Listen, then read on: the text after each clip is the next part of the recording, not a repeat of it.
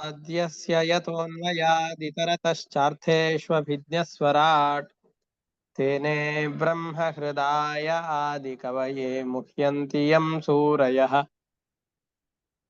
तेजो वारिमृदां यथा विनिमयो यत्र त्रिसर्गो मृषा धाम्ना स्वेन सदा निरस्तकुहकं सत्यं परं धीमहि निगमकल्पतरोर्गलितं फलं शुकमुखादमृतद्रवसंयुतम् पिबत भागवतं रसमालयं मुहुरहो रसिकाः भुवि भावुकाः दारिद्र्यदुःखज्वरदाहितानां मायापिशाची परिमर्दितानां संसारसिन्धौ परिपातितानां क्षेमाय वै भागवतं प्रगर्जति साङ्केत्यं पारिहास्यं वा स्तोभं हेलनमेव वा वैकुण्ठ नामग्रहणम् अशेषाघहरं विदुः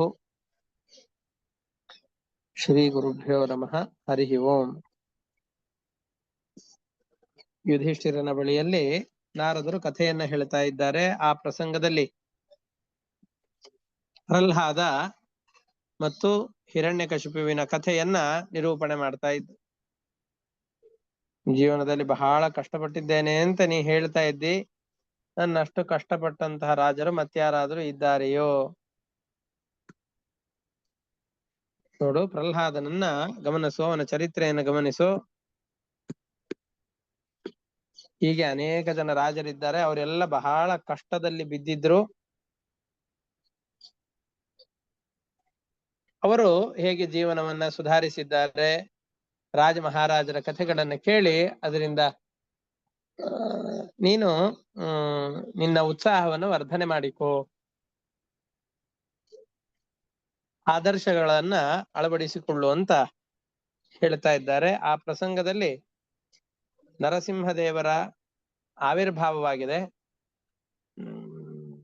ಇನ್ನೊಂದು, ಈ ನರಸಿಂಹದೇವರ ಆವಿರ್ಭಾವವನ್ನು ಹೇಳೋ ಸಂದರ್ಭದಲ್ಲಿ ತಾವೆಲ್ಲ ಗಮನಿಸ್ಬೇಕು. ನೀವು ಎಷ್ಟೋ ಬಾರಿ ಇದಕ್ಕೆ ಹೋಗಿರ್ತೀರಿ, ತಿರುಪತಿ ಕ್ಷೇತ್ರಕ್ಕೆ ಹೋಗಿರ್ತೀರಿ. ಆ ತಿರುಪತಿ ಕ್ಷೇತ್ರದಲ್ಲಿ ಪರಮಾತ್ಮನ ದರ್ಶನ ಆದ ತತ್ಕ್ಷಣದಲ್ಲಿ ಒಂದು ಎಡಗಡೆಯಲ್ಲಿ ನೀವು ಬಂದಾದ ಮೇಲೆ ಆ ಕಂಬಗಳಲ್ಲೆಲ್ಲ ಕೆತ್ತನೆಯನ್ನು ಮಾಡಿದ್ದಾರೆ. ಅಲ್ಲಿ ಹೊರಗಡೆಯಲ್ಲಿ ನೀವೆಲ್ಲ ಪ್ರಾಕಾರದಲ್ಲಿ ಸಂಚಾರ ಮಾಡಬೇಕಾದ್ರೆ ತೀರ್ಥ ಪ್ರಾಶನಾದಿಗಳ ತೀರ್ಥವನ್ನು ಕೊಡುವಂತಹ ಸ್ಥಳದಲ್ಲೆಲ್ಲ ಕಟ್ಟೆಯ ಮೇಲ್ಗಡೆಯಲ್ಲಿ ನರಸಿಂಹದೇವರ ಚಿತ್ರಗಳನ್ನ ಕಲ್ಲಿನಲ್ಲಿ ವಿನ್ಯಾಸ ಮಾಡಿದ್ದಾರೆ. ಅದರಲ್ಲಿ ನರಸಿಂಹದೇವರ ಒಂದು ಕಡೆಯಲ್ಲಿ ಚಿತ್ರ ಹೇಗಿದೆ ಅಂತಂದ್ರೆ, ಕಂಬವನ್ನ ಇವರೇ ತಮ್ಮ ಕೈಗಳಿಂದ ಸೀಳಿಕೊಂಡು ಹೊರಗಡೆ ಬರ್ತಾ ಇದ್ದಾರೆ ಅನ್ನುವ ರೀತಿಯಲ್ಲಿದೆ. ನರಸಿಂಹದೇವರ ಅದ್ಭುತವಾದ ಕೆತ್ತನೆ ಅಲ್ಲಿದೆ. ಇಡೀ ಪ್ರಹ್ಲಾದ ಮತ್ತು ನರಸಿಂಹದೇವರ ಚರಿತ್ರೆಯನ್ನ ಅಲ್ಲಿ ಹಿರಣ್ಯ ಕಶಿಪುವನ್ನ ತೊಡೆಯ ಮೇಲೆ ಹಾಕಿಕೊಂಡು ಬಗದಂತಹದ್ದನ್ನ, ಕರಳನ್ನ ಕೊರಳ ಮಾಲೆಯನ್ನಾಗಿ ಧರಿಸಿಕೊಂಡಿದ್ದು, ಈ ಎಲ್ಲ ಕಥೆಗಳು ಕೂಡ ಅಲ್ಲಿ ಚಿತ್ರಿತವಾಗಿದೆ. ಹಾಗೆ ಆ ಕಥೆಯನ್ನ ಗಮನಿಸಿದ್ದೇವೆ.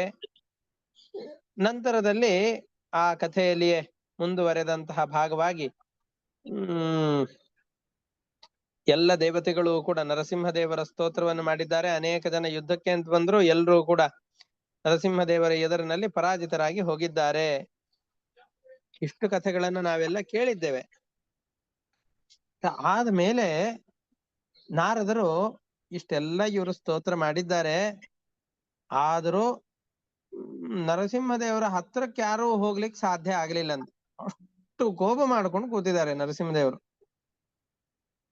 ಏನು ಮಾಡೋದಿಲ್ಲ ಅಂತ ಗೊತ್ತಿದೆ, ದೇವತೆಗಳಾದ ತಾವು ಹತ್ರಕ್ಕೆ ಹೋದ್ರೆ ಏನು ಮಾಡೋದಿಲ್ಲ ಅಂತ ಗೊತ್ತಿದೆ, ಆದ್ರೆ ಸ್ವಲ್ಪ ಅಂಜಿಕೆ ಇದೆ.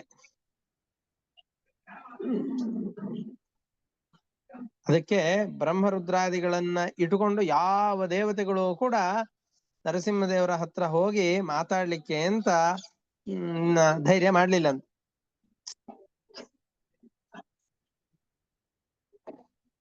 ಆಮೇಲೆ ಲಕ್ಷ್ಮೀದೇವಿಯನ್ನು ಪ್ರಾರ್ಥನೆ ಮಾಡಿದ್ರು. ಲಕ್ಷ್ಮೀದೇವಿನೂ ಬಂದಿದ್ಲು. ಅವಳನ್ನು ಪ್ರಾರ್ಥಿಸಿ ಭಗವಂತನ ಹತ್ರಕ್ ಹೋಗು ಅಂತ ಅವಳಿಗೆ ಹೇಳಿದ್ರು. ಅವಳು ಅದ್ಭುತವಾದಂತಹ ಆ ನರಸಿಂಹ ರೂಪವನ್ನ ನೋಡ್ತಾ ಇದ್ದಾಳೆ. ಹಿಂದೆ ಎಂದೂ ಕಂಡು ಕೇಳಿ ಅರಿಯದೇ ಇರುವಂತಹ ರೂಪ ಇದು. ನಮ್ಮ ಮನೆಯವರು ಈ ತರ ಉಗ್ರ ನರಸಿಂಹನ ರೂಪವನ್ನು ತಾಳಿದ್ ನಾ ನೋಡಿಲ್ಲ, ನನಗ್ ಭಯ ಆಗ್ತಾ ಇದೆ, ನಾ ಹೋಗೋದಿಲ್ಲ ಅಂತಂದು. ಆಮೇಲೆ ಎಲ್ರೂ ಸೇರಿಸಿ ಪ್ರಹ್ಲಾದನನ್ ಮುಂದ್ ಕಳಿಸಿದ್ರು ಅಂತ ಇಲ್ಲಿದೆ. ಆದ್ರೆ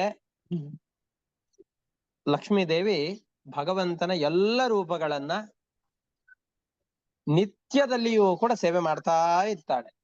ಪರಮಾತ್ಮನ ಈ ರೂಪದ ಸೇವೆ ಲಕ್ಷ್ಮೀದೇವಿಯಿಂದ ಆಗಿಲ್ಲ, ಅವಳು ನೋಡದೇ ಇರುವ ರೂಪ ಮೊದಲಿಗೆ ಭೂಮಿಯಲ್ಲಿ ಕಾಣಿಸಿಕೊಂಡಿದೆ ಅಂತ ಯಾವುದೂ ಇಲ್ಲ. ಆದ್ರೂ ಇದು ಅದ್ಭುತವಾದ ಕಂಡು ಕೇಳರಿಯದ ರೂಪ, ಅವಳಿಗಲ್ಲ, ಜಗತ್ತಿನ ಎಲ್ಲ ಜನರಿಗೆ. ಆಮೇಲೆ ಲಕ್ಷ್ಮೀದೇವಿ ಅಂಜಿಕೊಂಡು ಅಲ್ಲಿ ಹತ್ರಕ್ಕೆ ಹೋಗ್ಲಿಕ್ಕೆ ಸ್ವಲ್ಪ ಹಿಂದ್ ಮುಂದ್ ನೋಡಿದ್ಲು ಅಂತ ಇದೆ. ಲಕ್ಷ್ಮೀದೇವಿಗಾಗ್ಲಿ ಬ್ರಹ್ಮ ರುದ್ರಾದಿ ದೇವತೆಗಳಿಗಾಗ್ಲಿ ಪರಮಾತ್ಮನನ್ನ ಕಂಡು ಭಯ ಯಾವತ್ತೂ ಇಲ್ಲ. ಅಯ್ಯೋ ಏನ್ ಮಾಡ್ಬಿಡ್ತಾನೋ ಅಂತ ಭಯ ಇಲ್ಲ. ಯಾಕೆ ಅಂತಂದ್ರೆ ಪರಮಾತ್ಮನ ಸಿಟ್ಟು ನಮ್ಮ ಸಿಟ್ಟಿನ ಹಾಗೆ ಹುಚ್ಚಾಪಟ್ಟೆ ಸಿಟ್ಟಲ್ಲ. ಯಾರು ತಪ್ಪು ಮಾಡಿರ್ತಾರೋ ಅವರನ್ನು ಬಿಟ್ಬಿಟ್ಟು ಅವರನ್ನು ಹೊಡೆದು ತಪ್ಪು ಮಾಡದೇ ಇದ್ದವ್ರಿಗೂ ಶಿಕ್ಷೆಯನ್ನು ಕೊಡುವಂತಹ ಪೂರ್ವಾಪರ ವಿವೇಚನೆ ಇಲ್ಲದೆ ಇರುವಂತಹ ಎಂತಹದ್ದೋ ಒಂದು ಸಿಟ್ಟು ಮಾಡ್ಕೊಳ್ತೇವಲ್ಲ, ಆ ತರದ ಸಿಟ್ಟು ನರಸಿಂಹದೇವರದಲ್ಲ, ಪರಮಾತ್ಮನದ್ದಲ್ಲ. ಅವ್ರದ್ದು ತುಂಬಾ ವಿವೇಚನಾ ಪೂರ್ವಕವಾದಂತಹ ಕೋಪ. ಅಯೋಗ್ಯರನ್ನ ಸಂಹಾರ ಮಾಡ್ಲಿಕ್ಕೆ ಮಾತ್ರ ವ್ಯಕ್ತಪಡಿಸುವಂತಹ ಕೋಪ ಅದು. ಇದರ ಬಗೆಗಿನ ಪೂರ್ಣವಾದಂತಹ ಪ್ರಜ್ಞೆ ಬ್ರಹ್ಮಾದಿ ದೇವತೆಗಳಿಗೆ, ಲಕ್ಷ್ಮೀ ದೇವಿಗೆ ನಿತ್ಯವಾಗಿ ಇದೆ. ಆದರೂ ಕೆಲವೊಮ್ಮೆ ಮನೆಯಲ್ಲಿ ಮನೆ ಯಜಮಾನರು ಬಹಳ ಸಿಟ್ಟು ಮಾಡ್ಕೊಂಡಿದ್ರು ಅಂತಂದ್ರೆ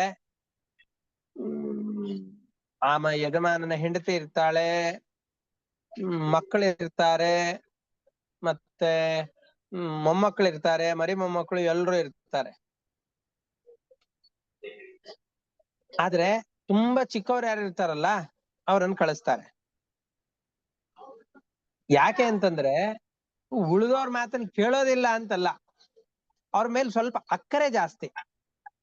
ಇವ್ರ ಜೊತೆಯಲ್ಲಿ ಅಧಿಕಾರದ ಜೊತೆಯಲ್ಲಿ ಅಕ್ಕರೆ ಆದ್ರೆ ತುಂಬಾ ಚಿಕ್ಕವರಲ್ಲಿ ಬರೀ ಅಕ್ಕರೆ ಅಷ್ಟೇ, ಬರೀ ಪ್ರೀತಿ ಮಾಡೋದು. ಯಜಮಾನ ಅಂತ ಹೆಸರಿಗೆ ಅಷ್ಟೇ ಇರುತ್ತೆ, ಪೂರ್ತಿ ಮನೆ ಕಂಟ್ರೋಲ್ ಹೆಂಡತಿ ಹತ್ರನೇ ಇರುತ್ತೆ. ಆದ್ರೆ ಆ ಸಿಟ್ಟು ಬಂದಾಗ ಹೋಗ್ಲಿ ಬಿಡು ಮೊಮ್ಮಗನ್ ಕಳಿಸ್ರಿ ಅಂತಂದ್ ಹೇಳಿ ಕಳಿಸ್ತಾರಲ್ಲ, ಹಾಗೆ ಪ್ರಹ್ಲಾದನನ್ನು ಮುಂದು ಮಾಡಿ ತಮಗೆಲ್ಲ ಪರಮಾತ್ಮನ ಸ್ತೋತ್ರವನ್ನು ಹಿತೋಪ್ಯತಿಶಯವಾಗಿ ಮಾಡ್ಲಿಕ್ಕೆ ಬರ್ತಾ ಇದ್ರು, ಪರಮಾತ್ಮನನ್ನ ಸಮಾಧಾನಗೊಳಿಸ್ಲಿಕ್ಕೆ ತಮಗೆಲ್ಲರಿಗೂ ಸಾಮರ್ಥ್ಯ ಇದ್ರು. ಪ್ರಹ್ಲಾದನ ಕೀರ್ತಿ ಜಗತ್ತಿಗೆ ಗೊತ್ತಾಗ್ಬೇಕು. ಇಲ್ಲ ತಾವೇ ಸಮಾಧಾನ ಮಾಡಿಬಿಟ್ರು ಅಂತಂದ್ರೆ ಪ್ರಹ್ಲಾದನ ಸ್ತೋತ್ರವನ್ನ ಕೇಳೋದು ಯಾವಾಗ? ಪರಮಾತ್ಮನ ಭಕ್ತರ ಯೋಗ್ಯತೆ ಎಷ್ಟು ಮಿಗಿಲಾದದ್ದು ಅಂತ ಗೊತ್ತಾಗೋದು ಯಾವಾಗ? ಅದಕ್ಕೋಸ್ಕರವಾಗಿ ಪ್ರಹ್ಲಾದನನ್ನ ಮುಂದೆ ಮಾಡಿ ಕಳಿಸ್ತಾ ಇದ್ದಾರೆ, ಪ್ರಹ್ಲಾದನ ಕೀರ್ತಿಗೋಸ್ಕರವಾಗಿ. ನಿನ್ನ ತಂದೆ ವಿಚಾರದಲ್ಲಿ ದೇವರಿಗೆ ಬಹಳ ಕೋಪ ಬಂದ್ಬಿಟ್ಟಿದೆ, ನೀನು ಹೋಗಿ ಸಮಾಧಾನ ಮಾಡು. ಸಿಟ್ಟು ಬಂದಿರೋದು ಹಿರಣ್ಯಕಶಿಪುವಿನ ಮೇಲೆ. ಸಿಟ್ಟು ಯಾರಿಗೆ ಅಂತಂದ್ರೆ ತಂದೆ ತನ್ನ ಮಗನನ್ನ ಪ್ರಹ್ಲಾದನನ್ನ ಕೊಲ್ಲಿಕ್ ಬಂದಿದ್ದಾನೆ. ಯಾಕೆ ಕೊಲ್ಲಿಕ್ ಬಂದಿದ್ದಾನೆ? ನನ್ನ ಭಕ್ತನಾಗಿದ್ದಾನೆ, ಅದರಿಂದ ಅವನನ್ನು ಕೊಲ್ಲಿಕ್ ಬಂದಿದ್ದಾನೆ. ನನ್ನ ಭಕ್ತನಿಗೆ ದುರ್ಗತಿಯೋ, ನನ್ನ ಭಕ್ತನಿಗೆ ಅನ್ಯಾಯವನ್ನು ಮಾಡುವ ಸಾಮರ್ಥ್ಯ ನಿನಗಿದೆಯೋ, ಪ್ರಯತ್ನ ಮಾಡು ಅಂತ ಹೇಳಿ ಪ್ರಯತ್ನ ಮಾಡುವುದರಲ್ಲಿ ವಿಫಲನನ್ನಾಗಿಸಿ, ಅವನ ಪ್ರಯತ್ನಗಳನ್ನು ವಿಫಲವನ್ನಾಗಿಸಿ ಪರಮಾತ್ಮನೇ ಸಾಕ್ಷಾತ್ತಾಗಿ ತನ್ನ ಭಕ್ತನನ್ನ ಕಾಪಾಡ್ಲಿಕ್ಕೆ ಬಂದಿದ್ದಾನೆ ಅವ್ರ ಅಪ್ಪನ ಕಡೆಯಿಂದ. ನರಸಿಂಹದೇವರು ಬಂದಿದ್ದು ಮಗನ ರಕ್ಷಣೆಗೆ, ತಂದೆ ಕೈಯಿಂದ. ನಿನ್ನ ತಂದೆ ಮೇಲೆ ಬಹಳ ಕೋಪ ಬಂದಿದೆ ನೋಡು, ಇದೇ ಕೋಪ ಇತ್ತು ಅಂತಂದ್ರೆ ಅವನನ್ನು ಸಮಾಧಾನ ಮಾಡೋದು ಬಹಳ ಕಷ್ಟ ಆಗತ್ತೆ, ನೀನು ಹೋಗಿ ಮುಂದೆ ನಿಂತೆ ಅಂತಂದ್ರೆ ನಿನ್ ನೋಡಿದ ತಕ್ಷಣ ಅವನ ಕೋಪ ಎಲ್ಲ ಜರ್ರ ಅಂತ ಇಳಿದು ಹೋಗ್ಬಿಡತ್ತೆ, ನಿನ್ನನ್ನ ಬಾಚಿ ತಬ್ಬಿಕೊಂಡು ಬಿಡ್ತಾನೆ. ತುಂಬಾ ಚಿಕ್ಕ ಮಗು ನೀನು, 5-6 ವರ್ಷದ ಕೂಸು, ನೀನು ಹೋಗಿ ಸ್ತೋತ್ರ ಮಾಡಿದೆ ಅಂತಾದ್ರೆ ನರಸಿಂಹದೇವರು ಬಾಚಿ ನಿನ್ನನ್ನ ತಬ್ಬಿಕೊಳ್ತಾರೆ ಅಂತ ಹೇಳ್ತಾ ಇದ್ದಾರೆ. ಗಮನಿಸ್ಬೇಕು ನಾವೆಲ್ಲ ಇದರಲ್ಲಿ. 6 ವರ್ಷದ ಬಾಲಕ ಪ್ರಹ್ಲಾದ ಜಗತ್ತಿನ ಒಡೆಯರಾದ ದಿಕ್ಪಾಲಕರಾದಂತಹ ದೇವತೆಗಳೆಲ್ಲ ಎದುರುಗಡೆಯಲ್ಲಿ ಇದ್ದಾಗ ಪರಮಾತ್ಮನ ಸ್ತೋತ್ರವನ್ನು ಮಾಡ್ತಾ ಇದ್ದಾನೆ. 6 ವರ್ಷದ ಮಕ್ಕಳಿಗೆ ತೊದಲು ಮಾತುಗಳು ಹೋಗಿ ಸರಿಯಾಗಿ ಮಾತನಾಡ್ಲಿಕ್ಕೆ ಆಗ ತಾನೇ ಕಲಿತಾ ಇರತ್ತೆ. ಅಂತಹ ಮಕ್ಕಳ ಬಾಯಲ್ಲಿ ಎಂತಹ ಸ್ತೋತ್ರ ಬಂದಿದೆ ಅಂತ ಮುಂದೆ ನಿರೂಪಣೆ ಮಾಡ್ತಾ ಹೋಗ್ತಾರೆ. ಎಂತಹ ಅದ್ಭುತವಾದ ಮಾತುಗಳನ್ನ ಪ್ರಹ್ಲಾದ ಆಡ್ತಾ ಇದ್ದಾನೆ. ಏವಂ ಸುರಾದಯ ಸರ್ವೇ ಬ್ರಹ್ಮ ರುದ್ರ ಪುರಸ್ಸರಾಹ ನೋಪೇತುಂ ಅಶಕನ್ ಮನ್ಯು ಸಂಗ್ರಹಂ ಸುದುರಾಸಹಂ. ಲೋಕದ ಯಾವ ಜನರಿಗೂ ಕೂಡ ಸುಲಭವಾಗಿ ಸಹಿಸ್ಲಿಕ್ಕೆ ಆಗದೆ ಇರುವಂತಹ ಅಂತಹ ಕೋಪವನ್ನ ನರಸಿಂಹದೇವರಲ್ಲಿ ನೋಡಿ ಬ್ರಹ್ಮಾದಿ ದೇವತೆಗಳು ಒಮ್ಮೆ ಹಿಂದೆ ಇಟ್ಟು ಹಾಕಿದರಂತೆ ಹೋಗ್ಲಿಕ್ಕೆ. ಆಮೇಲೆ ಸಾಕ್ಷಾಚ್ಛ್ರೀ ಪ್ರೇಷಿತ ದೇವೈ ದೃಷ್ಟ್ವಾ ತನ್ಮಹದದ್ಭುತಂ. ಮಕ್ಕಳೆಲ್ಲ ಅಪ್ಪ ತುಂಬಾ ಕೋಪದಲ್ಲಿದ್ದ ಅಂತಂದ್ರೆ ಅಮ್ಮನನ್ನು ಕಳಿಸ್ತಾರೆ, ತಂದೆಯನ್ನು ಸಮಾಧಾನಗೊಳಿಸ್ಲಿಕ್ಕೋಸ್ಕರವಾಗಿ. ಅಮ್ಮ ಹೋಗಿ ನೀನ್ ಸಮಾಧಾನ ಮಾಡು ಅಪ್ಪನ್ನ, ನಾನ್ ಲೇಟ್ ಆಗಿ ಬಂದ್ಬಿಟ್ಟಿದ್ದೀನಿ ಅಥವಾ ಮಾರ್ಕ್ಗಳು ಕಡಿಮೆ ಆಗಿದೆ ಅಂತಂದು ಪುಸಲಾಯಿಸ್ಲಿಕ್ಕೋಸ್ಕರವಾಗಿ ತಾಯಿಯನ್ನ ಕಳಿಸಿಕೊಡ್ತಾರಲ್ಲ, ಹಾಗೆ ನಿನ್ನ ಗಂಡ ನೋಡಮ್ಮ ಎಷ್ಟು ಸಿಟ್ಟಾಗ್ಬಿಟ್ಟಿದ್ದಾನೆ, ಇದೇ ಸಿಟ್ಟು ಮುಂದುವರಿತು ಅಂತಂದ್ರೆ ಈಗ ಪ್ರಳಯವೇ ಆಗಿಬಿಡತ್ತೆ, ಹೋಗಿ ನಿನ್ನ ಗಂಡನನ್ನ ಶಾಂತಗೊಳಿಸು, ನಮ್ಮ ಅಪ್ಪನನ್ನೇ ಶಾಂತಗೊಳಿಸು ಅಂತ ದೇವತೆಗಳೆಲ್ಲ ಲಕ್ಷ್ಮೀದೇವಿಯನ್ನ ಪ್ರಾರ್ಥಿಸಿಕೊಂಡು ಹೋಗು ನಿನ್ನ ಗಂಡನನ್ನು ಸಮಾಧಾನಗೊಳಿಸು ಅಂತಂದ್ರೆ, ಇಲ್ಲರಿ ನಮ್ ಗಂಡಂದು ಈ ತರ ದ್ವೇಷ ನಾ ಇಲ್ಲಿವರೆಗೂ ನೋಡೇ ಇಲ್ಲ, ನನ್ ಗಂಡನ್ ನೋಡ್ಲಿಕ್ಕೆ ನನಗೆ ಹೆದರಿಕೆ ಆಗ್ತಾ ಇದೆ. ಇಷ್ಟು ದಿವಸ ಮನೆಯಲ್ಲಿ ಶಾಂತ ಮೂರ್ತಿಯಾಗಿದ್ರವ್ರು ಶೇಷನ ಮೇಲೆ ಮಲಗ್ಕೊಂಡು ಅವ್ರ ಕಾಲು ಹೊತ್ತ ಸುಖವಾಗಿ ಇರ್ತಾ ಇದ್ದೆ. ಈಗ ನೋಡಿದ್ರೆ ಸಿಂಹದ ಮುಖ ಇದೆ, ಮನುಷ್ಯನ ದೇಹ ಇದೆ, ನರಸಿಂಹ ಉಗ್ರ ನರಸಿಂಹನ ರೂಪವನ್ನು ತಾಳ್ಬಿಟ್ಟಿದ್ದಾರೆ, ಹತ್ರಕ್ ಹೋದ್ರೆ ಮತ್ ನನ್ ಮೇಲೆಲ್ಲ ರೇಗಾಡ್ತಾರೆ, ನಾನ್ ಹೋಗೋದಿಲ್ಲ. ಸಾಕ್ಷಾತ್ ಶ್ರೀ ಪ್ರೇಷಿತ ದೇವೈ ದೃಷ್ಟ್ವಾ ತನ್ಮಹದದ್ಭುತಂ ಅದೃಷ್ಟಾಶ್ರುತ ಪೂರ್ವತ್ವಾತ್ ಸಾ ನೋಪೇಯಾಯ ಶಂಕಿತ. ಸಾ ನ ಉಪೇಯಾಯ, ಪರಮಾತ್ಮನ ಸಮೀಪಕ್ಕೆ ಅವಳು ಹೋಗ್ಲಿಲ್ಲ, ಅಂಜಿ ಹೋಗದಂತೆ ಜನರಿಗೆ ತಾನು ತೋರಿಸಿಕೊಳ್ತಾ ಇದ್ದಾಳೆ. ಎಲ್ಲ ಲೋಕದ ಮೋಹಕ್ಕೋಸ್ಕರ. ಲಕ್ಷ್ಮೀದೇವಿಗೆ ಅಂಜಿಕೆ ಅಂತ ಹೇಳಿಕ್ ಸಾಧ್ಯವಾ? ಬ್ರಹ್ಮಾದಿ ದೇವತೆಗಳೆಲ್ಲ ದ್ವಾದಶ ಸ್ತೋತ್ರದಲ್ಲಿ ಲಕ್ಷ್ಮೀದೇವಿಯ ಮಹತ್ವವನ್ನು ತಿಳಿಸಿಕೊಡುವಾಗ ಶೇಷಾಹಿ ವೈರಿ ಶಿವಶಕ್ರ ಮನುಪ್ರಧಾನ ಚಿತ್ರೋರು ಕರ್ಮ ರಚನಂ ಯದಪಾಂಗಲೇಶಂ ಆಶ್ರಿತ್ಯ ವಿಶ್ವಮಖಿಲಂ ವಿದಧಾತಿ ಧಾತ ಶ್ರೀರ್ಯತ್ ಕಟಾಕ್ಷ ಬಲವತ್ ಯಜಿತಂ ನಮಾಮಿ. ಇದು ಲಕ್ಷ್ಮೀದೇವಿಯ ಮುಖಾಂತರವಾಗಿ ಅಜಿತನಾದ ಪರಮಾತ್ಮನನ್ನ ಸ್ತೋತ್ರ ಮಾಡುವ ರೀತಿ. ಚತುರ್ಮುಖ ಬ್ರಹ್ಮದೇವರು ಗರುಡ, ಶೇಷ, ರುದ್ರ ಇವರೇ ಮೊದಲಾದ ಎಲ್ಲ ದೇವತೆಗಳನ್ನ, ಇಡೀ ಬ್ರಹ್ಮಾಂಡದ ಸೃಷ್ಟಿಯನ್ನ ಲಕ್ಷ್ಮೀದೇವಿಯ ಕುಡಿಗಣ್ಣ ನೋಟದಿಂದ ಸಿಕ್ಕಂತಹ ಬಲವನ್ನ ಆಶ್ರಯಿಸಿಕೊಂಡು ಸೃಷ್ಟಿ ಮಾಡ್ತಾ ಇದ್ದಾರೆ. ಇಡೀ ಜಗತ್ತಿನ ಸೃಷ್ಟಿಯನ್ನ ಬ್ರಹ್ಮದೇವರು ಲಕ್ಷ್ಮೀದೇವಿಯ ಅನುಗ್ರಹ ಬಲದಿಂದ ಲಬ್ಧವಾದ ಸಾಮರ್ಥ್ಯದಿಂದ ಸೃಷ್ಟಿ ಮಾಡ್ತಾ ಇದ್ದಾರೆ. ಅಂತಹ ಲಕ್ಷ್ಮೀದೇವಿಗೆ ಸಾಮರ್ಥ್ಯವನ್ನು ಕೊಟ್ಟಂತಹ ಪರಮಾತ್ಮನನ್ನ ನಾನು ನಮಸ್ಕಾರ ಮಾಡ್ತೇನೆ ಅಂತ ಅಲ್ಲಿ ಹೇಳ್ತಾರೆ. ಅಂದ್ರೆ ಬ್ರಹ್ಮಾದಿ ದೇವತೆಗಳೆಲ್ಲ ಈ ಪಾಟಿಯಾದ ಸಾಮರ್ಥ್ಯವನ್ನ ಗಳಿಸಿಕೊಂಡಿರುವಂತಹದ್ದು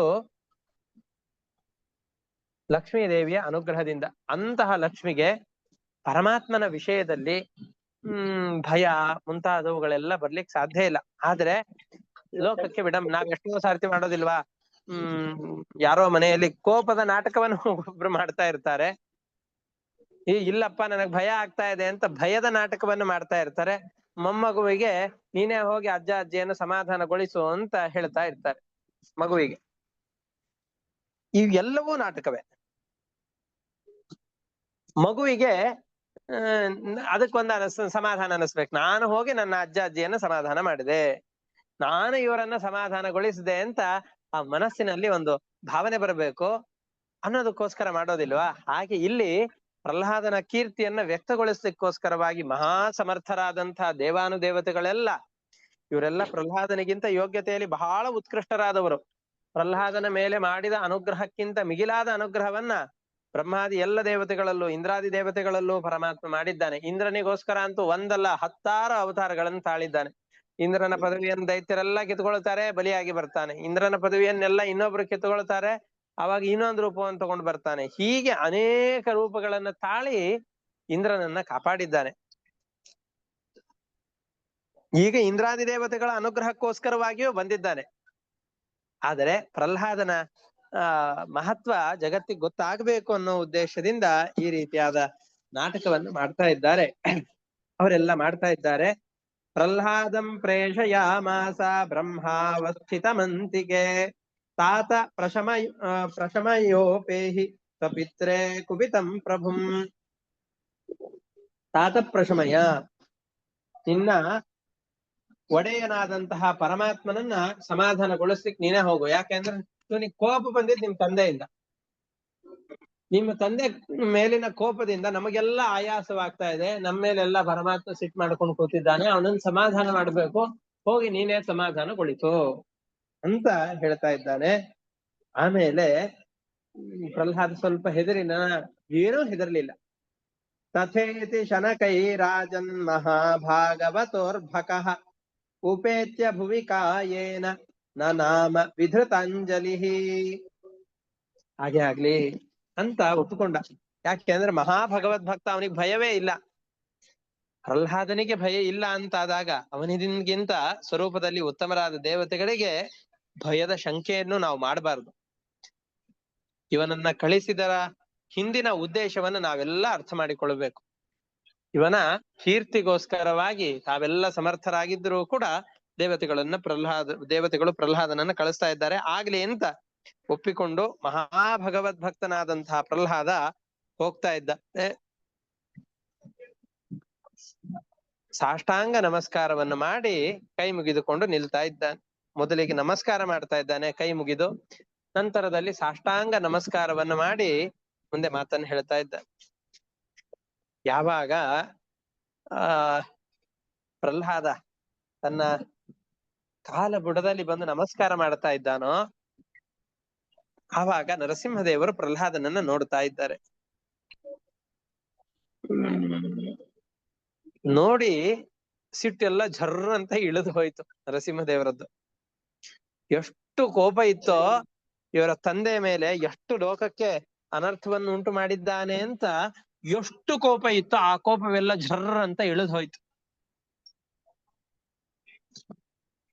ಇಳಿದು ಆ ಮಗುವಿನ ತಲೆ ಮೇಲೆ ಕೈಯನ್ನ ನಿಧಾನವಾಗಿ ಇಟ್ಟು ಇಡೀ ಲೋಕದ ಭಯವನ್ನ ಪರಿಹಾರ ಮಾಡುವಂತಹ ಅಮೃತಮಯವಾದಂತಹ ಆ ಕೈಗಳನ್ನ ತಲೆ ಮೇಲೆ ಇಡ್ತಾ ಇದ್ದಾನೆ. ಎಂತಹ ಕೈಗಳದು! ಕಾಲಸರ್ಪ ಅಂತ ಒಂದು ದೊಡ್ಡ ಸರ್ಪ ಇದೆ. ಕಾಳ ಸರ್ಪ ಅಲ್ಲ, ಕಾಲವೆಂಬ ದೊಡ್ಡ ಸರ್ಪ. ನಮಗೆಲ್ಲ ಯಾವ ಸಂದರ್ಭದಲ್ಲಿ ಯಾವ ಭಯಗಳು ಉಂಟಾಗತ್ತೋ ಅಂತ ನಿರಂತರವಾಗಿ ತ್ರಸ್ತರಾಗಿರ್ತೇವೆ, ಭಯದಿಂದ ಉದ್ವಿಗ್ನರಾಗಿರ್ತೇವೆ. ಕಾಲದ ಭಯ ನಮ್ಮನ್ನು ನಿರಂತರವಾಗಿ ಆವರಿಸಿರುತ್ತೆ. ಅಂತಹ ಕಾಲದ ಭಯದಿಂದ ಮನಸ್ಸೆಲ್ಲ ಯಾವ ಜೀವರದ್ದು ಉದ್ವಿಗ್ನವಾಗಿರುತ್ತೋ ಅಂತಹ ಜೀವರನ್ನ ಸಮಾಧಾನಗೊಳಿಸುವಂತಹ ಪರಮಾತ್ಮನ ಕರಕಮಲಗಳೇನಿದೆಯೋ ಅದನ್ನ ಆ ಪುಟ್ಟ 6 ವಯಸ್ಸಿನ ಮಗುವಿನ ಮೇಲೆ ಹರಿಸ್ತಾ ಇದ್ದಾನೆ, ಆ ತಲೆಯನ್ನು ಮುಟ್ತಾ ಇದ್ದಾನೆ.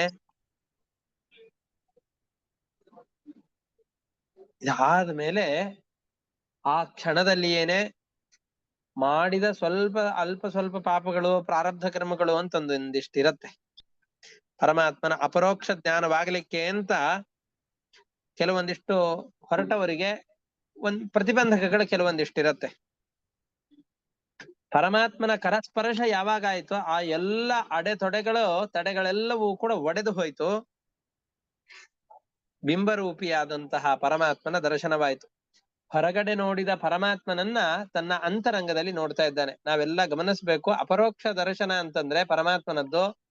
ನಾವು ಕೂಡ ರಾಮನಿದ್ದಂತಹ ಕಾಲದಲ್ಲಿ ರಾಮರಾಜ್ಯದಲ್ಲಿ ಇದ್ದುಕೊಂಡು ರಾಮನ ಪ್ರಜೆಗಳಾಗಿದ್ದುಕೊಂಡು, ಅಥವಾ ಕೃಷ್ಣನಿದ್ದ ಕಾಲದಲ್ಲಿ ಕೃಷ್ಣನಿರುವಂತಹ ಗೋಕುಲದಲ್ಲೋ ಅಥವಾ ಮಥುರಾ ಪಟ್ಟಣದಲ್ಲೋ ಅವನ ದೇಶದ ಪ್ರಜೆಗಳೇ ಆಗಿದ್ದುಕೊಂಡು ಕೃಷ್ಣನನ್ನು ನೋಡಿದ್ರು ನಮಗೆ ಅಪರೋಕ್ಷ ಜ್ಞಾನ ಆಗಿದೆ ಅಂತ ಅರ್ಥ ಅಲ್ಲ.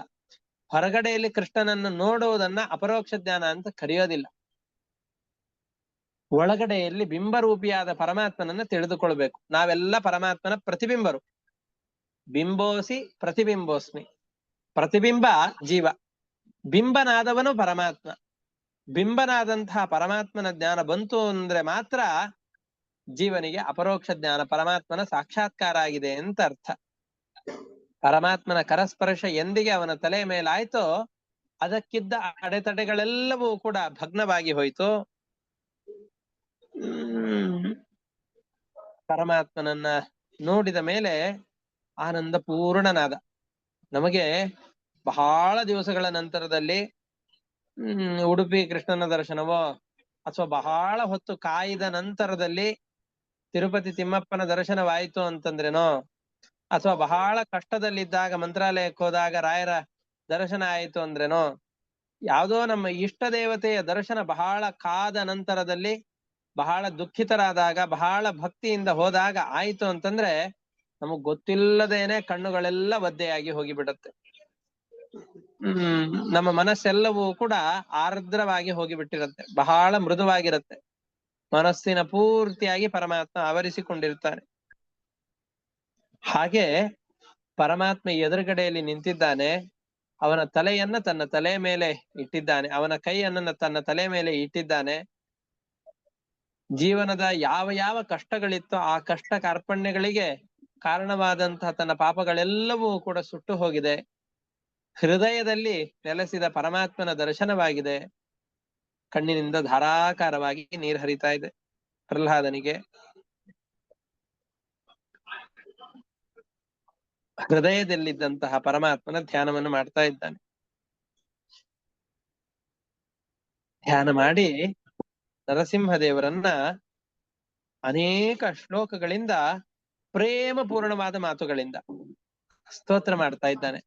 ಅವನು ಶ್ಲೋಕದ ರೂಪದಲ್ಲಿ ಸ್ತೋತ್ರ ಮಾಡಿಲ್ಲ, ಅವನು ಸ್ತೋತ್ರ ಮಾಡಿದ್ದನ್ನ ವೇದವ್ಯಾಸರು ಶ್ಲೋಕದ ಮುಖಾಂತರವಾಗಿ ಅದರ ಸಾರ ಭಾಗವನ್ನ ನಮಗೆ ಕಟ್ಟಿಕೊಡ್ತಾ ಇದ್ದಾರೆ. ಎಂತಹ ಅದ್ಭುತವಾದ ಸ್ತೋತ್ರವನ್ನ ನರಸಿಂಹದೇವರ ಎದುರುಗಡೆಯಲ್ಲಿ ಮಾಡ್ತಾ ಇದ್ದಾನೆ. ಸ್ವಪಾದ ಮೂಲೆ ಪತಿತಂ ತಮರ್ಭಕಂ ವಿಲೋಕ್ಯ ದೇವಃ ಕೃಪಯಾ ಪರಿಪ್ಲುತಃ ಉತ್ಥಾಪ್ಯ ತಚ್ಛೀರ್ಷ್ಣಿ ಅದಧಾತ್ ಕರಾಂಬುಜಂ ಕಾಲಾಹಿ ನಿರ್ದಷ್ಟ ಧಿಯಾಂ ಕೃತಾಭಯಂ. ತನ್ನ ಪಾದದ ಬುಡದಲ್ಲಿ ಭಕ್ತನಾದಂತಹ ಪ್ರಹ್ಲಾದ ಬಂದು ಬಿದ್ದಿದ್ದಾನೆ, ನಮಸ್ಕಾರ ಮಾಡ್ತಾ ಇದ್ದಾನೆ. ಅವನನ್ನು ನೋಡಿ ಕೃಪೆ ಬಂದ್ಬಿಡ್ತು. ಇಲ್ಲಿವರೆಗೂ ಸಿಟ್ಟಿತ್ತೇನೋ ಆ ಸಿಟ್ಟೆಲ್ಲ ಇಳಿದು ಹೋಗಿದೆ. ಹೋಗಿ ಕೃಪಯಾ ಪರಿಪ್ಲುತಃ ಬಹಳ ಪ್ರೀತಿಯಿಂದಾಗಿ ಎಬ್ಬಿಸ್ತಾ ಇದ್ದಾನೆ. ಅವನೇ ಕೈಗಳನ್ನ, ಎರಡೂ ಕೈಗಳನ್ನ ಹಿಡಿದು, ನಾವೆಲ್ಲ ನೋಡ್ಬೇಕು ನರಸಿಂಹದೇವರ, ನಾವೆಲ್ಲ ಕಣ್ಣು ಮುಚ್ಚಿ ಒಂದು ಕ್ಷಣದಲ್ಲಿ ಆಲೋಚನೆ ಮಾಡ್ಬೇಕು. ಒಂದು ದೊಡ್ಡ ಆಸ್ಥಾನ ಸಭೆ ಇದೆ, ಮಧ್ಯದಲ್ಲಿ ದೊಡ್ಡದಾದಂತಹ ಪೀಠದ ಮೇಲೆ ನರಸಿಂಹದೇವರು ಕೂತಿದ್ದಾರೆ. ಭಯಾನಕವಾದಂತಹ ರೂಪ ಇಲ್ಲಿವರೆಗೂ ಇದ್ದದ್ದು. ದೇವಾನುದೇವತೆಗಳೆಲ್ಲ ಆ ಸಭೆಯಲ್ಲಿ ವಿರಾಜಮಾನರಾಗಿದ್ದಾರೆ. ಚಿಕ್ಕ ಬಾಲಕನಾದ ಪ್ರಹ್ಲಾದನನ್ನ ಅಲ್ಲಿ ಕಳಿಸಿದ್ದಾರೆ. ಪ್ರಹ್ಲಾದ ಪರಮಾತ್ಮನ ಪಾದ ಮೂಲಗಳಲ್ಲಿ ಸಾಷ್ಟಾಂಗ ನಮಸ್ಕಾರವನ್ನು ಮಾಡ್ತಾ ಇದ್ದಾನೆ. ಅಲ್ಲಿಯವರೆಗೂ ಇದ್ದಂತಹ ಸಿಟ್ಟೆಲ್ಲವೂ ಕೂಡ ಜರ್ರ ಅಂತ ಇಳಿದು ಆ ಮಗುವನ್ನು ನೋಡಿದ ಮೇಲೆ ಪೂರ್ತಿ ಪ್ರೀತಿ ಉಕ್ಕಿ ಹರಿದಿದೆ. ಈ ಬಾಲಕನಿಗೋಸ್ಕರ ನಾನು ಅಲ್ಲಿಂದ ಈ ರೂಪವನ್ನು ತಾಳಿ ಬಂದಿದ್ದೇನೆ ಅಂತ ಯೋಚನೆ ಮಾಡಿ ಪ್ರಹ್ಲಾದನನ್ನ ಎರಡೂ ಕೈಗಳಿಂದ ಹಿಡಿದು ಎಬ್ಬಿಸ್ತಾ ಇದ್ದಾನೆ. ಎಬ್ಬಿಸಿ ಆ ಮುಖವನ್ನು ನೋಡಿ ತನ್ನ ಕೈಗಳನ್ನ ಆ ಪ್ರಹ್ಲಾದನ ಶಿರಸ್ಸಿನ ಮೇಲೆ ನಿಧಾನವಾಗಿ ನೇವರಿಸ್ತಾ ಇದ್ದಾನೆ, ಮುಟ್ತಾ ಇದ್ದಾನೆ. ಉತ್ಥಾಪ್ಯ ತಚ್ಛೀರ್ಷ್ಣ್ಯ ದಧಾತ್ ಕರಾಂಬುಜಂ ಕಾಲಾಹಿ ನಿರ್ದಷ್ಟ ಧಿಯಾಂ ಕೃತಾ ಭಯಂ. ನಾವೆಲ್ಲ ಬುದ್ಧಿ ಶೂನ್ಯರಾದಂತಹವರು. ನಮಗೆ ಭಗವಂತನ ಯೋಚನೆ ದಿನದಲ್ಲಿ ಆಯಾಯ ಕಾಲದಲ್ಲಿ ಅಷ್ಟೇ ಬರ್ತಾ ಇರತ್ತೆ, ಯಾವಾಗ್ಲೂ ಬರೋದಿಲ್ಲ. ನಮಗೆ ಕಾಲದ ಪ್ರಭಾವದಿಂದ ಎಲ್ಲವೂ ಮರೆತು ಹೋಗಿದೆ. ಅಂತಹ ನಮಗೆ ಈ ಕಾಲದ ಭಯವನ್ನು ಓಡಿಸುವಂತಹ ನರಸಿಂಹದೇವರ ಕರಸ್ಪರ್ಶ ಕರದ ಅನುಗ್ರಹ ನಮಗದು ಎಲ್ಲವನ್ನು ಮಾಡುತ್ತೆ. ಅಂತಹ ನರಸಿಂಹದೇವರ ಕರದಿಂದ ಆ ಪ್ರಹ್ಲಾದನ ಶಿರಸ್ಸಿನ ಮೇಲೆ ಸ್ಪರ್ಶವನ್ನ ಮಾಡ್ತಾ ಇದ್ದಾನೆ. ಆ ಕರದ ಸ್ಪರ್ಶ ಪ್ರಹ್ಲಾದನಿಗೆ ಆಗ್ತಾ ಇದೆ. ಇದಾದ್ಮೇಲೆ ಏನಾಯ್ತು? ಸತತ್ಕರ ಸ್ಪರ್ಶ ಧುತಾಖಿಲಾಶುಭ ಸಪದ್ಯಭಿವ್ಯಕ್ತ ಪರಾತ್ಮ ದರ್ಶನ ತತ್ಪಾದ ಪದ್ಮಂ ಹೃದಯ ನಿರ್ವೃತೋ ದಧೌ ಹೃಷ್ಯತ್ತನು ಕ್ಲಿನ್ನ ಹೃದಶ್ರುಲೋಚನ. ಪರಮಾತ್ಮನ ಕರಸ್ಪರ್ಶ ಎಂದಿಗಾಗತ್ತೋ, ಈಗ ಲೈಟು ಬಹಳ ಕತ್ತಲಿದ್ದಂತಹ ರೂಮಿನಲ್ಲಿ ಲೈಟ್ ಹತ್ತಿದ ಮೇಲೆ ಪೂರ್ತಿ ಕತ್ತು ಹೋಗ್ಲಿಕ್ಕೆ ಒಂದು 10 ನಿಮಿಷ ಬೇಕಪ್ಪ ಅಂತಿಲ್ಲ. ಲೈಟ್ ಹತ್ತಿದ ತಕ್ಷಣ, ದೀಪ ಬಂದ ತಕ್ಷಣದಲ್ಲಿ ಕತ್ತಲೆಲ್ಲವೂ ಕೂಡ ಕ್ಷಣ ಮಾತ್ರದಲ್ಲಿ ಹೇಗೆ ನಿರಾಸವಾಗತ್ತೋ, ನಾಶವಾಗತ್ತೋ, ಅದೇ ರೀತಿಯಾಗಿ ಭಗವಂತನ ಕರಸ್ಪರ್ಶ ಆದ ತಕ್ಷಣದಲ್ಲಿ ಬಿಂಬರೂಪಿಯಾದ ತನ್ನ ಹೃದಯದಲ್ಲಿ ನೆಲೆಸಿರುವ ಪರಮಾತ್ಮನ ದರ್ಶನಕ್ಕೆ, ಜ್ಞಾನಕ್ಕೆ ಪ್ರತಿಬಂಧಕವಾದ ಪಾಪಗಳೆಲ್ಲ ಏನಿತ್ತೋ ಆ ಪಾಪಗಳೆಲ್ಲವೂ ಸುಟ್ಟು ಭಸ್ಮವಾಗ್ತಾ ಇದೆ.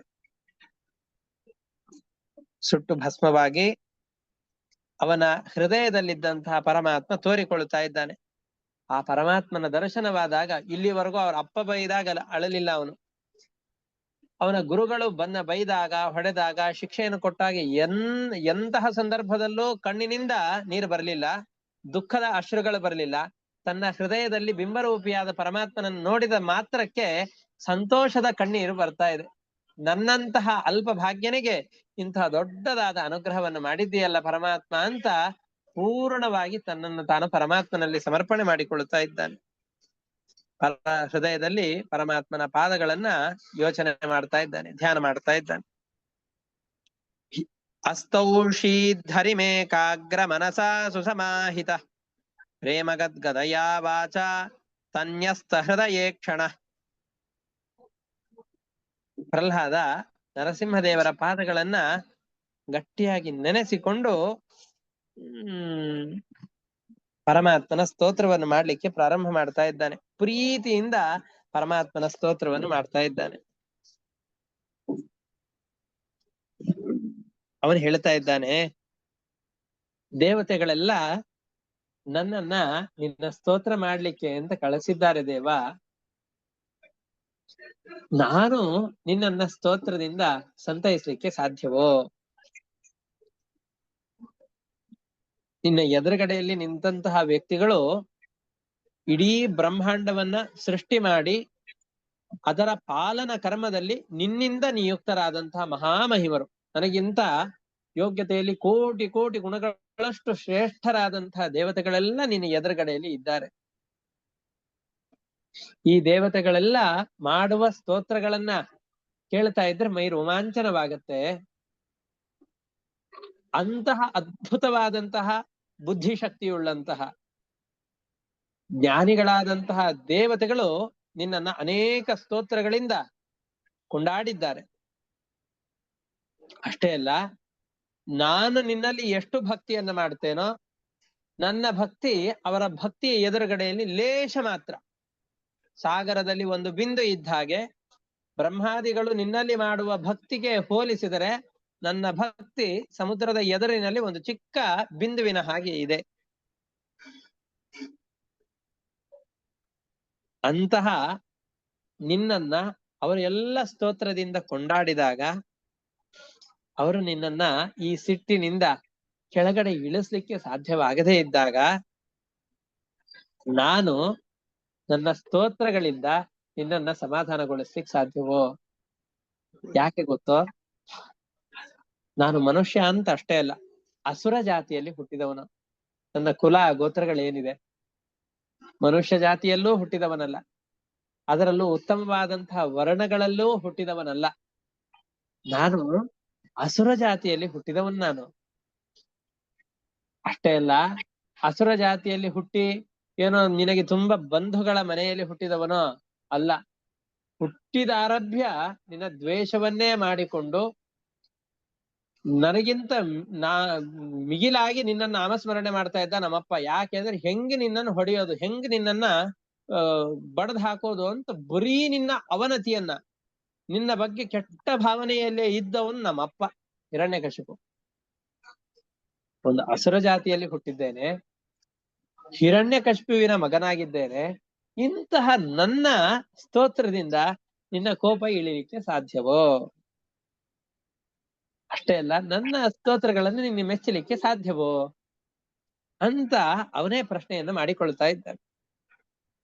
ಪ್ರಹ್ಲಾದ ಉವಾಚ ಬ್ರಹ್ಮಾದಯ ಸುರಗಣ ಮುನಯೋಥ ಸಿದ್ಧಾಃ ಸತ್ವೈಕತಾನಮತಯೋ ವಚಸಾಂ ಪ್ರವಾಹೈಃ ನಾಂತಂ ಪರಸ್ಯ ಪರತೋಪ್ಯಧುನಾಪಿ ಯಾಂತಿ ಕಿಂ ತೋಷ್ಟುಮರ್ಹತಿ ಸಮೇ ಹರಿರುಗ್ರಜಾತೇಃ.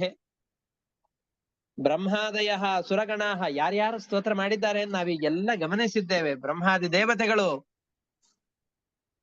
ಮುನಿಗಳು, ದೇವತೆಗಳ ಗಣದವರು, ಇವರೆಲ್ಲ ಸತ್ವೈಕತಾನ ಮತಯ, ಒಳ್ಳೆ ಸತ್ವಗುಣ ಇದೆ ಅವರಲ್ಲಿ.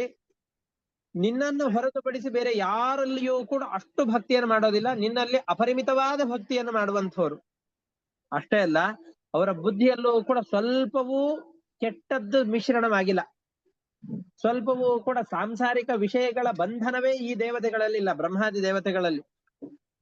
ಅಂತಹವರು ಸರ್ವೋತ್ತಮನಾದಂತಹ ನಿನ್ನನ್ನ ಸ್ತೋತ್ರ ಮಾಡಿ ನಿನ್ನನ್ನ ಸಮಾಧಾನಗೊಳಿಸ್ಲಿಕ್ಕಾಗ್ಲಿಲ್ಲ. ನಾಂತಂ ಪರಸ್ಯ ಪರತೋಪ್ಯಧುನಾಪಿ ಯಾಂತಿ. ಅಂತಹ ದೇವತೆಗಳು ನಿನ್ನನ್ನ ಎಷ್ಟು ಸ್ತೋತ್ರ ಮಾಡಿದರೂ ಕೂಡ ನಿನ್ನನ್ನ ತೃಪ್ತಿಗೊಳಿಸಿ ಈ ಬಂದಂತಹ ಸಿಟ್ಟನ್ನ ಕಡಿಮೆ ಮಾಡ್ಲಿಕ್ಕೆ ಆಗದೆ ಹೋದಾಗ ನಾನು ನಿನ್ನ ಸ್ತೋತ್ರವನ್ನ ಮಾಡಿ ನಿನ್ನನ್ನ ಸಮಾಧಾನಗೊಳಿಸ್ಲಿಕ್ಕೆ ಸಾಧ್ಯವೋ? ನಾನು ಯಾರು? ಉಗ್ರ ಜಾತೇಹೇ, ಅಸುರರ ಕುಲದಲ್ಲಿ ಹುಟ್ಟಿದವನಪ್ಪ ನಾನು. ಅಂತಹ ನಾನು ಮಾಡುವ ಸ್ತುತಿಗಳಿಗೆ ನೀನು ಒಲಿತೀಯ, ನೀನು ಮೆಚ್ಚಬಹುದೇ ಅಂತ ಪ್ರಹ್ಲಾದ ಪ್ರಶ್ನೆ ಮಾಡಿಕೊಳ್ತಾ ಇದ್ದಾರೆ. ಈ ಪ್ರಶ್ನೆಗೆ ನರಸಿಂಹದೇವರು ಉತ್ತರ ಕೊಡ್ಬೇಕು ಅಂತ ಕಾಯೋದಿಲ್ಲ, ತಾನೇ ಉತ್ತರ ಕೊಡ್ತಾರೆ. ನನಗ್ ಗೊತ್ತು, ನೀನು ಇವನ ಜಾತಿ ಏನು, ಇವನ ಕುಲ ಏನು, ಇವನ ಗೋತ್ರ ಏನು, ಇವನ ಅಪ್ಪ ಯಾರು, ಇವನ ಅಮ್ಮ ಯಾರು, ಇವರ ಅಜ್ಜ ಯಾರು, ಮುತ್ತಜ್ಜ ಯಾರು, ಅವರೆಲ್ಲ ಏನ್ ಮಾಡಿದ್ರು, ನನಗೇನ್ ಅನ್ಯಾಯ ಮಾಡಿದ್ರು, ಅದು ಯಾವುದನ್ನು ನೀನ್ ವಿಚಾರ ಮಾಡುವನಲ್ಲ. ನೀನು ನಿನ್ನನ್ನ ಮೆಚ್ಚಿಸ್ಲಿಕ್ಕೆ ಒಳ್ಳೆ ಕುಲದಲ್ಲಿ ಹುಟ್ಟಿರ್ಬೇಕು, ಒಳ್ಳೆ ಜ್ಞಾನ ಸಂಪನ್ನನಾಗಿರ್ಬೇಕು. ತುಂಬಾ ನೋಡ್ಲಿಕ್ಕೆ ಎಂತಹ ಸ್ಫುರದ್ರವ್ಯ ಗೊತ್ತಾ ಅವನ ಶರೀರದಲ್ಲಿ ಎಂತಹ ಕಾಂತಿ ಇದೆ ಗೊತ್ತಾ? ಈ ಶರೀರದ ಕಾಂತಿ ನಾವು ಮಾಡಿದ ಸಾವಿರಾರು ವರ್ಷಗಳ ತಪಸ್ಸು, ನನ್ನ ಅಲ್ಪ ಮಟ್ಟದ ವಿದ್ಯೆ, ಓಜಸ್ಸು, ಬ್ರಹ್ಮವರ್ಚಸ್ಸು, ಎಲ್ಲಿ ಬೇಕಂದ್ರೂ ಯಾರು ಜನರನ್ನ ಬೇಕಾದ್ರೂ ವಶದಲ್ಲಿಟ್ಟುಕೊಂಡು ಯಾವ ಜನರಿಂದಲೂ ಬೇಕಾದ್ರೂ ಕೂಡ ಏನು ಬೇಕೋ ಆ ಎಲ್ಲ ಕೆಲಸಗಳನ್ನ ಮಾಡಿಕೊಳ್ಳುವಂತಹ ಸಾಮರ್ಥ್ಯ, ದೈಹಿಕವಾದ ಶಕ್ತಿ, ಮಾನಸಿಕವಾದಂತಹ ಶಕ್ತಿ, ಇದೆಲ್ಲವೂ ಇದ್ರು ನೀನಿದ್ ಯಾವ್ದನ್ನ ನೋಡೋ ಕೂಡ ನಮ್ಮ ಹತ್ರ ಬರೋದಿಲ್ಲ. ನೀ ನಮ್ ಕಡೆ ತಿರುಗಿಯೂ ತಲೆ ಹಾಕೋದಿಲ್ಲ. ನನ್ನ ಹತ್ರ ಎಷ್ಟು ದುಡ್ಡಿದೆ ಗೊತ್ತಾ, ನನ್ನ ಬ್ಯಾಂಕಲ್ಲಿ ಎಷ್ಟು ಬ್ಯಾಲೆನ್ಸ್ ಇದೆ ಗೊತ್ತಾ, ಇಟ್ಕೋ ನಿನ್ ಬ್ಯಾಂಕ್ ಬ್ಯಾಲೆನ್ಸ್ ನಿನ್ನ ಹತ್ರನೇ, ನಿನ್ನ ದೊಡ್ಡ ಮನೆಯನ್ನು ನೀನೇ ಇಟ್ಕೊಂಡಿರೋ, ನನಗ್ ಬೇಕಾಗಿಲ್ಲ ಅಂತ ಹೇಳ್ತಾನೆ. ಯಾಕೆ ಅಂದ್ರೆ ಇಡೀ ಜಗತ್ತು ಅವನದ್ದು, ಜಗತ್ತಿನಲ್ಲಿರುವ ಎಲ್ಲ ಸಂಪತ್ತು ಅವನದ್ದು. ನಾವೇನು ವಿದ್ಯೆಯನ್ನ ಗಳಿಸ್ತಾ ಇದ್ದೇವೋ ಈ ವಿದ್ಯೆಗೆ ಮೂಲ ಪ್ರವರ್ತಕನಾದವನು ಪರಮಾತ್ಮ. ನಮ್ಮ ಶಾರೀರಿಕವಾದ ಸೌಂದರ್ಯ, ದೃಢತೆ ಇವು ಎಲ್ಲವೂ ಕೂಡ ಬಂದದ್ದು ಆ ಪರಮಾತ್ಮನಿಗೆ. ಈ ಅಹಂಕಾರದಿಂದ ನನ್ನನ್ನು ನೋಡು, ನನ್ನಲ್ಲಿ ಎಷ್ಟು ಸಾಮರ್ಥ್ಯ ಇದೆ ಅಂತಂದ್ರೆ ಪರಮಾತ್ಮ ತನ್ನ ತುದಿಗಣ್ಣಿನಿಂದಲೂ ನಮ್ಮನ್ನು ನೋಡೋದಿಲ್ಲ. ನಿನಗಿದು ಯಾವುದು ಬೇಕಾಗಿಲ್ಲ, ನಿನಗೆ ಬೇಕಾಗಿರೋದು ಅನನ್ಯವಾದ ಭಕ್ತಿ, ನಿನ್ನಲ್ಲಿ ದೃಢವಾದ ವಿಶ್ವಾಸ. ಆ ದೃಢವಾದ ವಿಶ್ವಾಸ ಒಂದನ್ನು ಹೊರತುಪಡಿಸಿ ನೀನು ಯಾರಿಂದಲೂ ಏನನ್ನೂ ಅಪೇಕ್ಷೆ ಪಡೋದಿಲ್ಲ ದೇವ. ಇದು ನಿನಗೆ ಹೆಂಗ್ ಗೊತ್ತಾಯ್ತು ಅಂತ ನೀನ್ ನನ್ನನ್ನು ಕೇಳ್ತೀಯೋ? ನಾನು ಗಜೇಂದ್ರನ ಕಥೆಯನ್ನು ಕೇಳಿದ್ದೇನೆ, ಗಜೇಂದ್ರ ಮೋಕ್ಷದ ಕಥೆಯನ್ನು ನಾನು ಕೇಳಿದ್ದೇನೆ. ಆನೆ ರೂಪದಲ್ಲಿದ್ದಂತಹ ಆ ಇಂದ್ರದ್ಯುಮ್ನ ರಾಜ ಆನೆ, ಅವನಿಗೇನು ಒಳ್ಳೆ ರೂಪವೋ, ಕರಿ ಬಣ್ಣ, ಒಳ್ಳೆ ಶರೀರ ಸೌಂದರ್ಯವೋ, ಹೊಟ್ಟೆ ಎಲ್ಲ ಇಷ್ಟು ದಪ್ಪ ಇರತ್ತೆ, ಇಷ್ಟು ದೊಡ್ಡ ಕೋರೆ ದಾಡಿಗಳೆಲ್ಲ ಇರತ್ತೆ, ಇಷ್ಟು ದೊಡ್ಡದಾದ ಸೊಂಡಿಲಿರತ್ತೆ, ದಿವಸಕ್ಕೆ ಬರೀ 20 ಯಾವಾಗ್ಲೂ ನಿದ್ರೆಯನ್ನು ಮಾಡ್ತಾ ಇರತ್ತೆ, ಬರೀ ತಿಂತಾ ಇರತ್ತೆ, ಪ್ರಾಣಿ ಅದರಿಂದ ವಿದ್ಯೆ ಇಲ್ಲ, ತಪಸ್ಸಿಲ್ಲ, ಏನೂ ಇಲ್ಲ. ಆದ್ರೆ ಅವನು ನಿನ್ನ ಭಕ್ತಿಯಿಂದ ಕರೆದ ಅಂತ ಎಲ್ಲಿ ಇದ್ಯೋ ಅಲ್ಲಿಂದಲೇ ಅವನ ಎದುರುಗಡೆಯಲ್ಲಿ ರಕ್ಷಣೆಗೆ ಅಂತ ಪ್ರತ್ಯಕ್ಷನಾಗ್ಲಿಲ್ವಾ ನೀನು? ಹಾಗಾಗಿ ನಾನು ಅಸುರ ಕುಲದಲ್ಲಿ ಹುಟ್ಟಿದ್ದೇನೋ, ಹಿರಣ್ಯಕಶಿಪುವಿನ ಮಗನೋ, ಏನೋ ಚಿಕ್ಕ ಬಾಲಕ, ಇವನಿಗೆ ಏನು ಜ್ಞಾನ ಇಲ್ಲ, ಇವನ ಹತ್ರ ಏನು ಬರಬೇಕು ಅಂತ ನೀನೆಲ್ಲ ವಿಚಾರ ಮಾಡೋದಿಲ್ಲ ಅಪ್ಪ. ನಿನಗೆ ಬೇಕಾದದ್ದು ಭಕ್ತಿ ಒಂದೇ. ನಮ್ಮ ಬಳಿಯಲ್ಲಿ ನಾವು ಕೊಡ್ಲಿಕ್ಕಿರುವಂತಹದ್ದು ನಿನಗೆ ಅಂತ ಭಕ್ತಿ ಒಂದೇ. ಭಕ್ತಿ ಒಂದನ್ನ ಹೊರತುಪಡಿಸಿ ನಿನಗೆ ಯಾವುದೂ ಬೇಕಾಗಿಲ್ಲ. ನಾವು ಕೊಡುವ ಸುವರ್ಣದ ಹಾರ ಬೇಕಾಗಿಲ್ಲ, ನಾವು ಅಭಿಷೇಕ ಮಾಡುವಂತಹ ಪುಷ್ಪಗಳು ಬೇಕಾಗಿಲ್ಲ, ಅರ್ಚನೆ ಮಾಡುವಂತಹ ಪುಷ್ಪಗಳು, ಹಾರಗಳು, ಇದು ಏನೂ ಬೇಕಾಗಿಲ್ಲ. ಇದು ಎಲ್ಲ ಕೊಟ್ಟು ಭಕ್ತಿ ಒಂದಿಲ್ಲ ಅಂತಂದ್ ಹೇಳಿದ್ರೆ ಅದು ಪರಮಾತ್ಮನಿಗೆ ಏನೂ ಸೇರೋದಿಲ್ಲ. ಆಹಾರದಲ್ಲಿ ಎಲ್ಲ ಹಾಕಿರ್ತಾರೆ, ಅಡಿಗೆ ಮಾಡ್ಬೇಕಾದ್ರೆ ಎಲ್ಲ ಹಾಕಿರ್ತಾರೆ, ಉಪ್ಪು ಒಂದನ್ನು ಮರೆತು ಬಿಟ್ಟಿರ್ತಾರೆ. ಉಪ್ಪಿಲ್ಲದ ಅಡುಗೆಯಂತೆ ಭಕ್ತಿ ಇಲ್ಲದ ಉಳಿದ ಎಲ್ಲವೂ ಕೂಡ ಬರೀ ಆಡಂಬರ ಮಾತ್ರ. ಭಗವಂತನಿಗೆ ಬೇಕಾಗಿರೋದು ಭಕ್ತಿ. ಆ ಭಕ್ತಿಯೊಂದನ್ನ ಪರಮಾತ್ಮ ಅಪೇಕ್ಷೆ ಪಡ್ತಾನೆ. ಆ ಭಕ್ತಿ ನನ್ನಲ್ಲಿ ಇದೆ. ಹಾಗಾಗಿ ನಾವು ಯಾವ ಕುಲದವನಾದ್ರೂ ಕೂಡ ನರಸಿಂಹದೇವರಿಗೆ ನನ್ನಲ್ಲಿ ಪ್ರೀತಿ ಬಂದೇ ಬರುತ್ತೆ ಅಂತ ಹೇಳ್ತಾ ಇದ್ದಾನೆ. ಮನ್ಯೇ ಧನಾಭಿಜನ ರೂಪ ತಪಶ್ರುತೌಜ ತೇಜ ಶ್ರುತೌಜಸ್ತೇಜ ಪ್ರಭಾವ ಬಲ ಪೌರುಷ ಬುದ್ಧಿಯೋಗಾಹ ನಾರಾಧನಾಯ ಹಿ ಭವಂತಿ ಪರಸ್ಯ ಪುಂಸೋ ಭಕ್ತಿಯ ತುತೋಷ ಭಗವಾನ್ ನನು ಯೋಥಪಾಯ.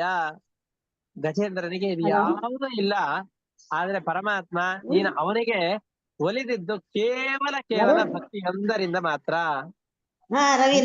ಏನು ಪರಮ ಅಂತ ಈ ಶ್ಲೋಕದಲ್ಲಿ ಹೇಳ್ತಾ ಇದ್ದಾರೆ.